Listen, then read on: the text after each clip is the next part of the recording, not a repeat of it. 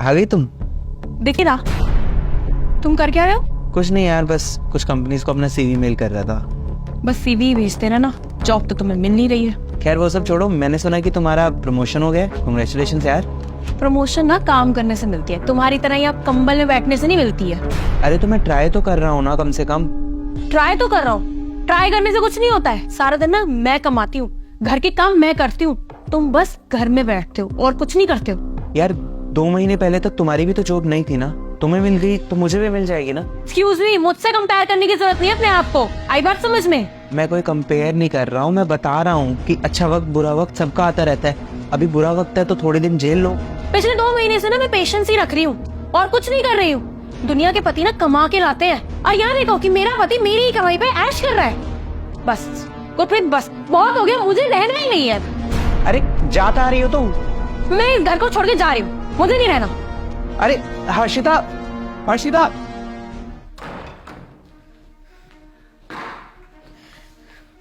हर्षिता बेटा, तू अचानक से। गुरप्रीत कहाँ रह गया? वो नहीं आए? गुरप्रीत नहीं आए? नहीं आए मतलब? माँ, मैं उस घर को छोड़ के आ चुकी हूँ, मैं उस घर में वापस दोबारा नहीं जाऊंगी। बेटा कैसी बातें कर रही है? घर छोड़कर आ गई है? क्या हुआ? वो इंसान पिछले 2 महीने से घर में खाली बैठा है, कोई नौकरी नहीं, कुछ नहीं। सिर्फ पूरा टाइम मुझे घर का काम करना पड़ता है, कमा के मुझे लेके आना पड़ता है, सारे काम मुझे करने पड़ते हैं। अरे मैं उस घर में शादी करके इसलिए गई थी कि सब कुछ मेरे को करना है। उस इंसान की कोई रिस्पॉन्सिबिलिटी नहीं बनती कोई काम करने की, इसलिए मैं और ये सब बर्दाश्त नहीं कर सकी, मैं आ गई अपने घर। ऐसे बात नहीं करते बेटा। तो वो कैसे बात करते हैं? आप ही मुझे बताओ कि किस तरह से बात करनी चाहिए मुझे। मैंने तुझे यही संस्कार दिए। अरे वाह, प्लीज आप संस्कारों की बात मत करो। आपने मुझे बहुत अच्छे संस्कार दिए, लेकिन ना उनको किसी ने संस्कार नहीं दिए। उनको किसी ने ये सिखाया ही नहीं कि अपने बीवी बच्चों का ख्याल रखना चाहिए, उन्हें खुश रखना चाहिए। बस। बहुत बोल लिया तूने, अब तुझे सच्चाई बतानी ही पड़ेगी। हर्षिता बेटा, जिस नौकरी के ऊपर तू इतना घमंड कर रही है ना, इतना ज्यादा बोल रही है, शान बगाड़ रही हो, तुझे पता भी है कि वो नौकरी तुझे कैसे मिली, किसकी बदौलत मिली है? माँ, मुझे अपनी काबिलियत में मिली है वो नौकरी। नहीं बेटा, ये नौकरी तुझे तेरी काबिलियत से नहीं मिली, बल्कि सो मिस्टर गुरप्रीत, आप कल से ज्वाइन कर सकते हैं। Thank you so much sir. Sir मैं एक रिक्वेस्ट कर सकता हूँ आपसे? कुल कहो। सर आप मेरी वाइफ को भी इस कंपनी में जॉब दे सकते हैं क्या? देखिए गुरप्रीत जी, हमारे यहाँ एक ही वैकेंसी थी, वो मैंने आपको दे दी। हाँ, एक काम हो सकता है कि मैं आपकी जॉब स्विच करके उनको दे सकता हूँ, बट एक कंडीशन है, अगर वो डिजर्विंग होंगी तो ही मैं उनको रखूंगा, अदरवाइज आई एम सॉरी। जी सर, वो बहुत डिजर्विंग है, उसकी क्वालिफिकेशन भी मेरी जितनी है और वो मेरी जितनी ही टैलेंटेड है। सर वो ये जॉब बिल्कुल डिजर्व करती है। सर आप एक काम कीजिए, आप मुझे रहने दीजिए, आप उसको जॉब दे दीजिएगा। Okay, but are you sure कि तुम स्विच करके अपनी वाइफ को ये जॉब देना चाहते हो? हाँ जी sir, I am damn sure. Amazing.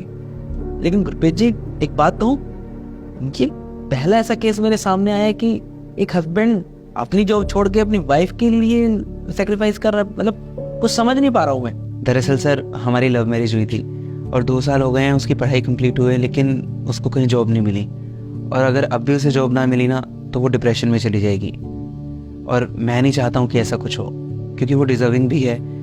आप ये जॉब उसे दे दीजिए, और रही बात मेरी, तो मुझे कहीं ना कहीं और जॉब मिल जाएगी, क्योंकि हम दोनों में से अगर एक भी कमा रहा है तो बात तो बराबर पड़ेगी ना सर। लेकिन सर एक और रिक्वेस्ट है आपसे कि आप उसे बताइएगा मत कि मैंने अपनी जॉब सेक्रीफाइस किया उसके लिए। श्योर, बहुत अच्छा लगा आपसे मिलकर Gurpreet. Thank you sir. Best of luck.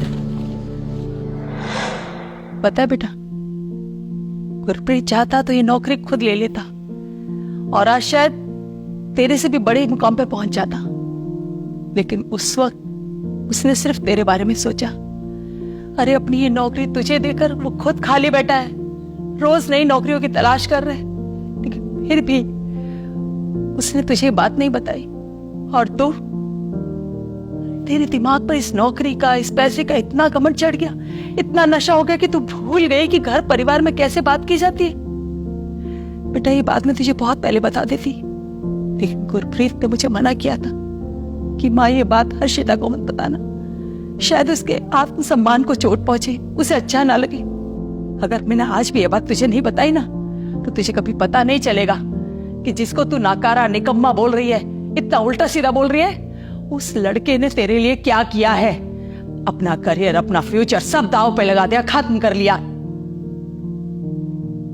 बेटा बहुत छोटे थे तुम लोग, अचानक तेरे पापा की नौकरी चली गई, 3 बच्चे, घर परिवार, और मैं पढ़ी लिखी नहीं हूं कि कहीं नौकरी कर सकूं।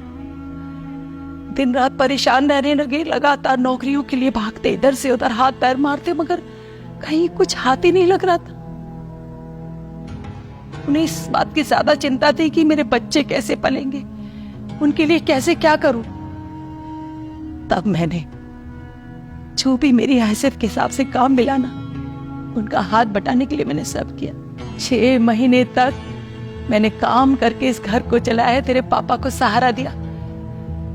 लेकिन बेटा एक बार भी मैंने कभी ये एहसास नहीं होने दिया उनको कि मैं इस घर के लिए काम करके उन पर कोई एहसान कर रही हूं, क्योंकि उन्होंने कभी हम लोगों पर एहसान दिखाया ही नहीं। जो कमाते थे मेरे हाथ में लाकर रख देते, हमेशा बच्चों की चिंता, मेरी चिंता, अपनी कभी चिंता ही नहीं की।